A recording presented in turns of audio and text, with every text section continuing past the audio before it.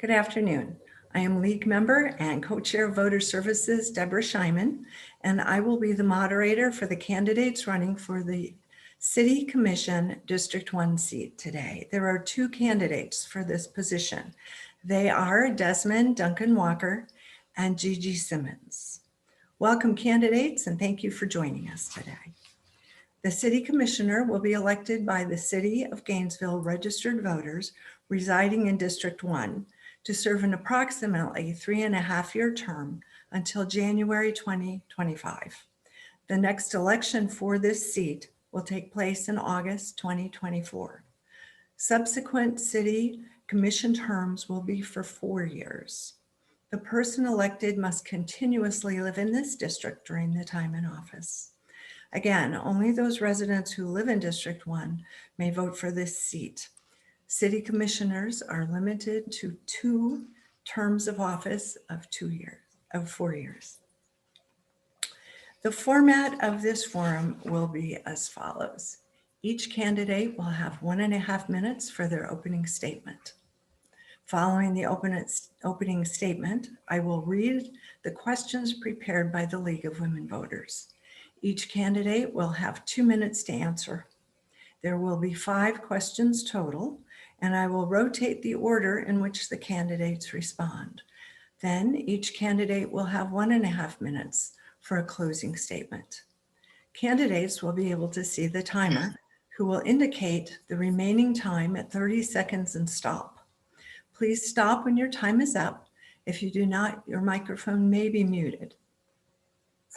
We will now begin with the candidates' opening statements. You each have 1.5 minutes, and we will begin in alphabetical order with Desmond Duncan Walker.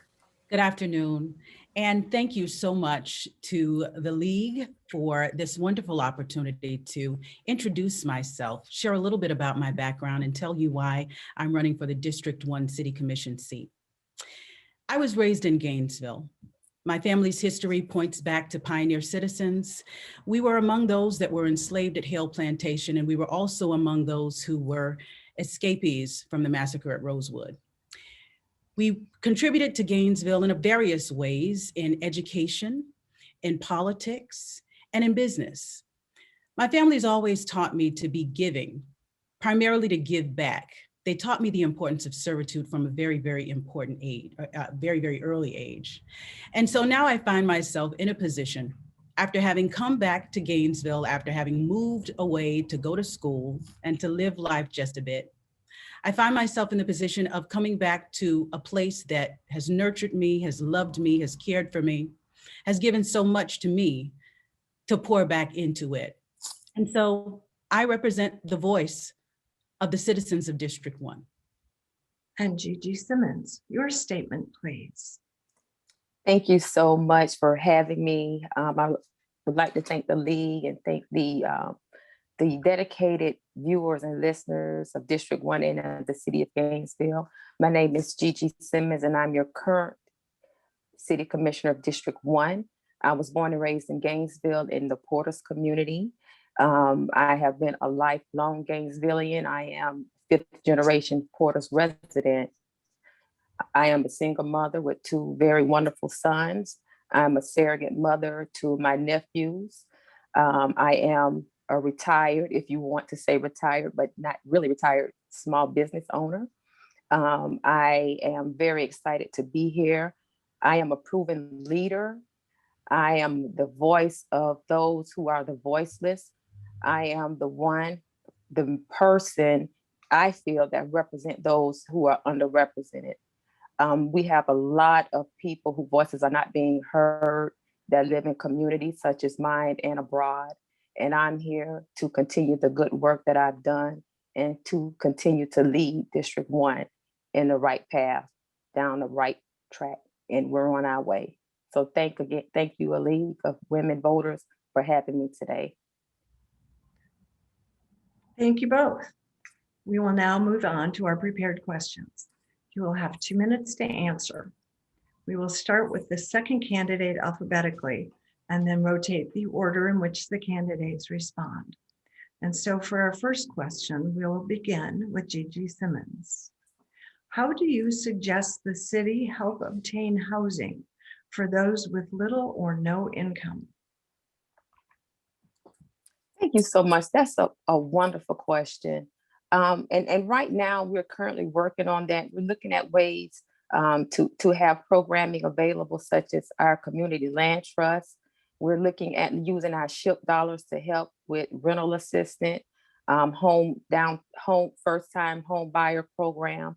The city has been and will continue to be helpful to those who cannot afford to house themselves. As you all know, we've been hit by the COVID pandemic. We use some of the CARES funding to facilitate and to help those who need rental assistance, who need help paying their mortgage payment. And we're going to continue to do just that. We have a very dedicated staff in our housing department. We work closely with our nonprofit housing organizations, and we're going to continue to assist those who are in need. Thank you. And Desmond Duncan Walker, your answer. Thank you so much for that question. That seems to be one of the pressing issues of the moment, not just here in Gainesville, but throughout this entire country. I would say one of the first things that we have to be mindful of not doing actually is destroying a base of housing that is not being replaced rapidly enough.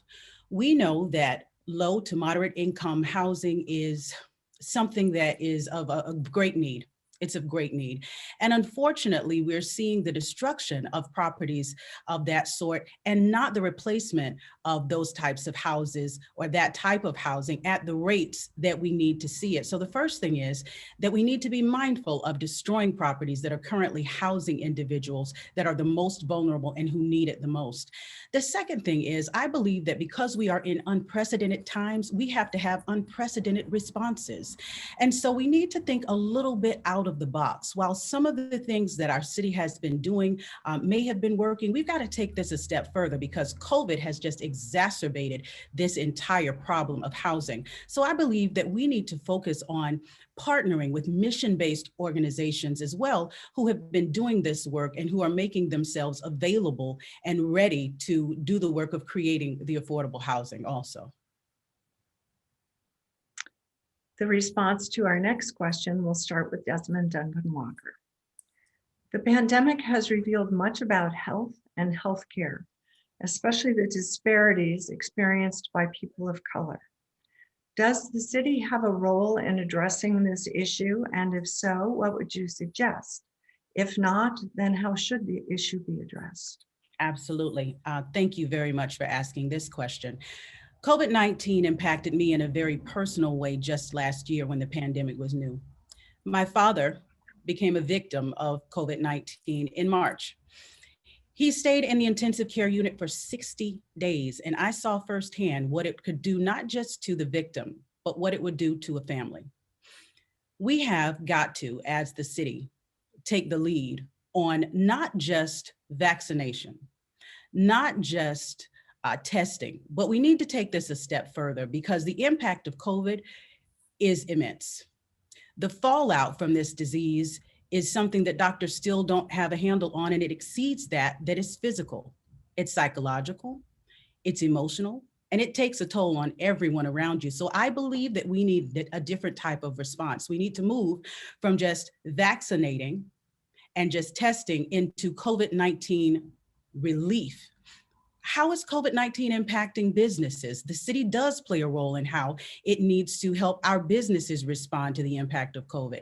It does play a role in needing to respond to how COVID-19 has impacted its citizens. So yes, I do firmly believe that we need to think of creative and very mindful ways of how we can help our citizens respond. We know that COVID-19 has been something that has been devastating, and its impact is going to be long felt. We need to figure out ways that we can help our citizens to address this very serious issue. And Gigi Simmons, your answer. Thank you, Deborah. That is such a wonderful question. And let me first start by saying that, yes, the city does have a responsibility to help the residents in Gainesville. What we have uncovered, again, we all know about COVID and the pandemic and the just the devastation that it has caused in our minority, Black and Brown communities has been immense. However, prior to COVID, I assembled a team together, Health Equity and Access Committee, to look at ways that we can assess and actually have an impact in the East Gainesville District 1 community as it relates to healthcare and healthcare services and programming. The data and the statistics that we saw, Deborah, was devastating. Like we all know that East Gainesville has a high disparity rate among their counterparts. And so what we've done is, as we met as a committee and as an advisory group, we brought our findings to the commission, and we asked the commission in uncertain terms that we can no longer stand idle as residents in our community in East Gainesville continue to suffer as it relates to healthcare. So because of those recommendations, several which was looking at our assets, looking at the city assets and how we can leverage those assets in bringing potential healthcare providers, healthcare services, or programming in East Gainesville. Let's take a look at what we have currently available so we can better help our community. Looking at transportation, let's look at how we can get our elderly or those who are immune compromised or have some type of conditions. How can we help them get to their doctor's appointments and their services? So let's look at our RTS system. Let's look at our transportation. And let's think of ways that we can be creative in bringing those type of healthcare facilities to our community. Again, we as a city, we realize that that is something that's very, is needed. Under my leadership and my determination as it relates to healthcare, we are making progress in the healthcare field, healthcare related programming by partnering with University of Florida Health. Yes, we understand vaccinations and testing is just a small part of the bigger picture, which is healthcare in East Gainesville, or their lack of healthcare in East Gainesville. So we start in incremental sessions. We work hard towards the main and common goal, and that is to get healthcare services programming in East Gainesville and education as well. And healthcare services. We're going to have to interrupt you there, Ms. Simmons, as your time has expired. Sorry about that. But for our next question, we'll begin with Gigi Simmons. What suggestions do you have to stimulate and support new and struggling businesses? Wow, that's a great question. We have a lot of suggestions. Of course, we have to be creative. And when we talk about stimulating new businesses and growth, we're talking about East Gainesville and District 1. I am partnering with the Chamber of Commerce, and we're working on a program where we can have a mentorship program where you have individuals in East Gainesville, and this is specifically for East Gainesville, where we pair them with a mentor. I truly believe mentorship is critical, it's key to have a successful business. I was once a successful business owner because I did have mentors. I was able to go and talk to my mentor and ask those questions. And so what I would like to do and what I am doing is bringing that mindset to East Gainesville by partnering with the Chamber of Commerce. And for example, we know that we have seen a lot of food truck vendors popping up in East Gainesville. And what we would like to do is pair them with some restaurant owners, people that actually have actual businesses and locations, and show them how, if they were interested in moving into an actual building, how the inner workings are, how do you operate, how do you do your accounting, your bookkeeping, how do you manage that? And so we truly believe by mentorships and bringing those into that space and giving them an opportunity to grow their business, that's going to be extremely successful. I'm also looking at incentive packages. What can we do to incentivize small business and entrepreneurship? What can we put together? Can we help you with the upfront costs? Can we assist you with any type of planning, architect design? What services can the city offer to help you better your job or your career, or even just to get started? Can we help you leverage some of the resources that we have? can we have a grant in place so that you can take advantage of that? And we're working on that with the CRA. We're looking at how we can create incentive packages for those who are wanting to expand their business and either create a business in addition to creating the mentorship program. Excellent. Thank you. Thank you. We're going to stop you there. And Desmond Duncan Walker, your response, please. Thank you so much. You're asking a lot of great questions today. So first, I would say that we already have an amazing, valuable resource out in East Gainesville known as GTEC.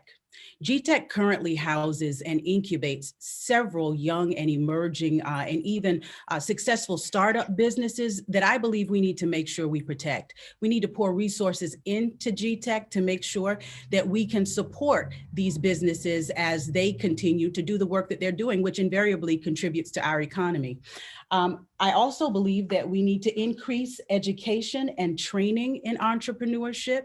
There are a number of organizations that are already doing this work. I believe that the city would be best served by pulling in those experts that are already doing the work that can help to really continue to further this mission of making sure that entrepreneurship is something that we continue to move forward. Then I think that we can improve our infrastructure so that we can attract new businesses to Gainesville.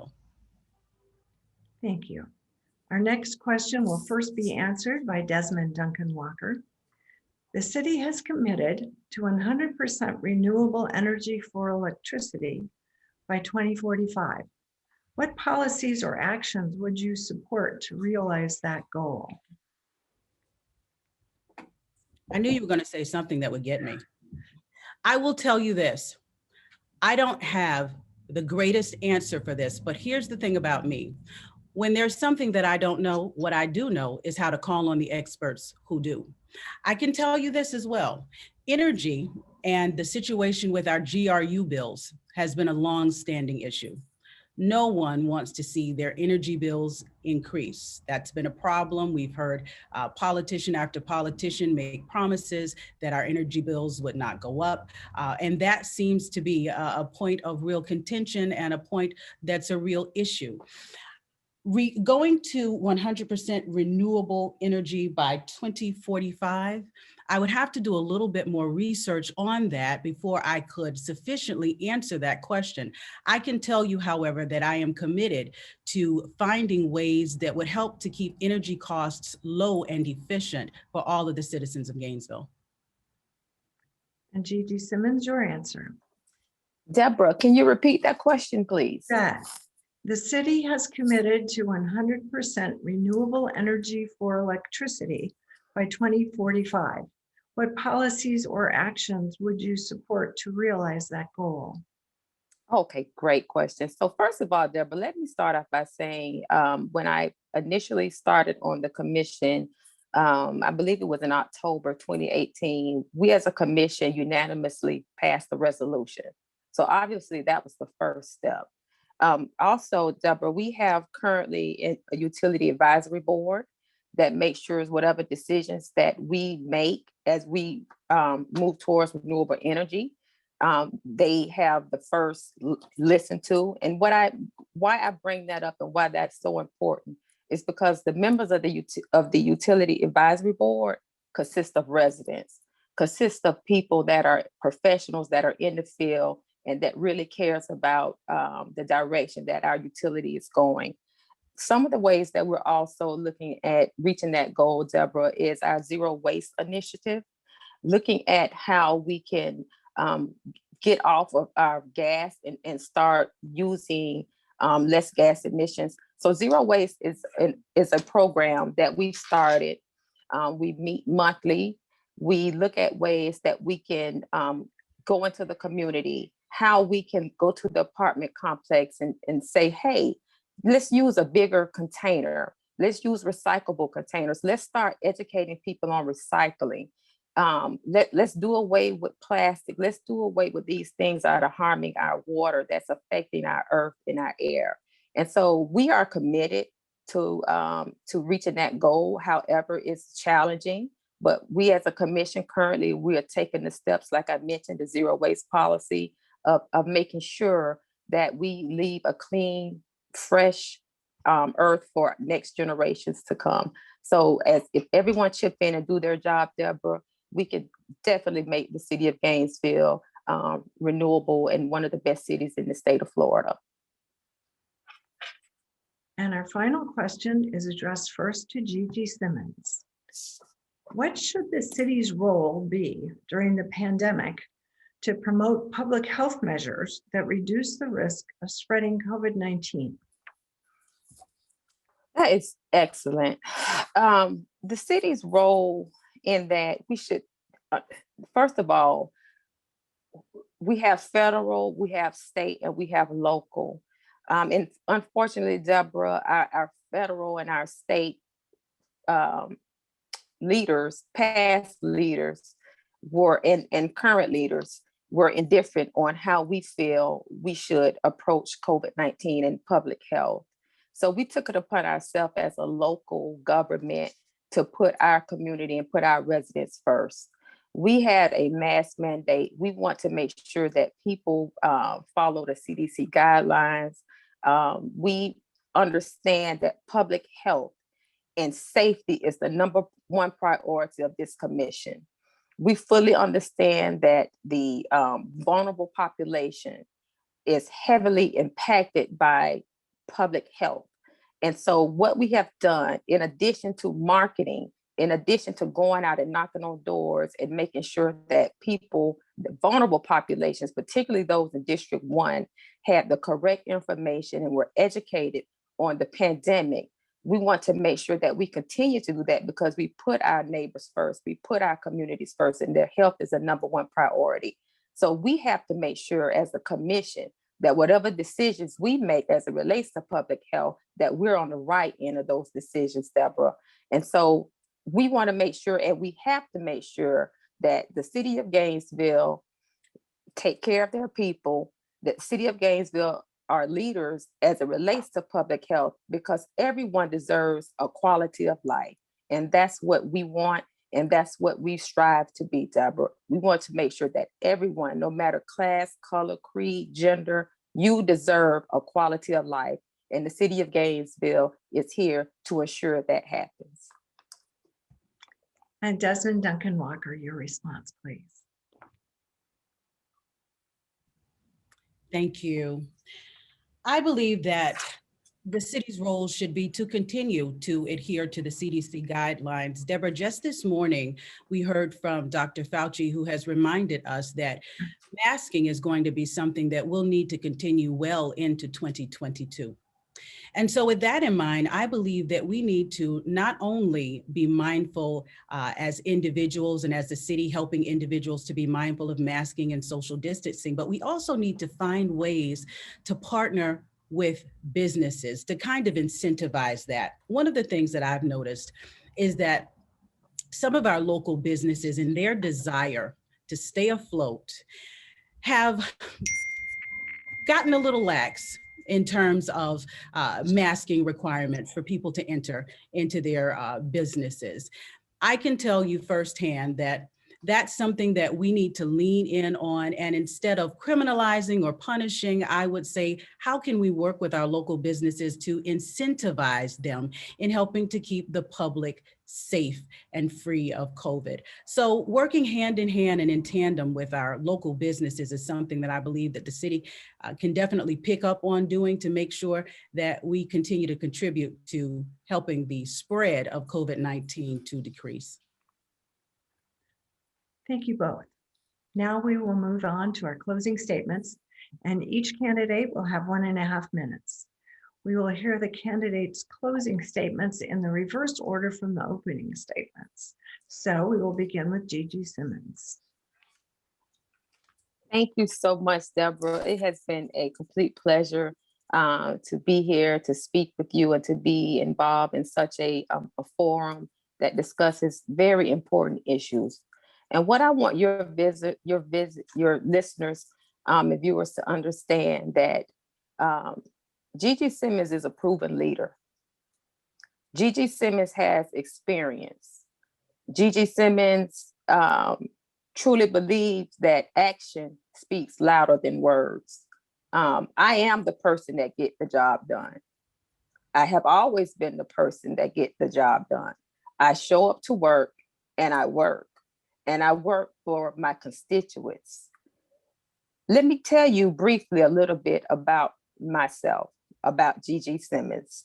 I am a single mother that raised 2 boys in the Porter's community. Currently, my boys are finishing up their college careers. One is a pharmacy major and one as an engineer. I am a college educated woman. I went to the University of South Florida to pursue my bachelor's degree in sociology as well as a master's in public administration. I work for the city of Gainesville in the planning department, also in the Parks and Recreation Cultural Affairs department. I have spearheaded several projects. One of my projects that I've led and spearheaded, if you go to any swimming pool or any community center, Depot Park in this community, you will see some yellow sunscreen dispensers. Healthcare has been very involved. I've been involved with healthcare prior to COVID. It was brought to my attention several years ago that minorities were dying of skin cancer, melanoma, at an alarming rate. So I spearheaded a project to put sunscreen dispensers in all of our parks, nature centers, community centers, what have you, ball fields. Also, I've been a volunteer. I am proud to say that I was the past chair of the Downtown Redevelopment Advisory Board and broke ground on Depot Park. Also, Ms. Simmons, we have to have you wrap it up soon. Your time has expired. Thank you, Deborah. I just want your viewers to know that I'm a proven leader. I get the job done, and action speaks louder than words. Thank you for the opportunity, Deborah. And your closing statement, Desmond Duncan Walker. Deborah, thank you so very much for allowing me to be here. I consider this a blessing, and I consider it an opportunity to stand up in a position of power from which the people can speak. The people need a voice. The people need representation that listens and responds to them. The people need an individual in this position who's going to move and work on their behalf. I don't want to stand and list my credentials, but what I do want to do is this. I want to say that accessibility, I want to say that proven leadership, I want to say that a heart of servitude are all things that are required for the position of District 1 City Commissioner. One of the things I believe we've gotten away from is the idea that we are civil servants. This position is not about the individual. This position is about the community. The community has proven, the community has shown that it wants someone who will prove that they are there to hear and move on their behalf. I'm the voice of the community. I thank you for this opportunity. It's been a wonderful experience, and I look forward to joining you at some point and having much more conversations just like this one. And this ends the panel for the City Commission District 1. Thank you very much, Gigi, and thank you very much, Desmond. We appreciate your time and thoughtfulness in answering these questions.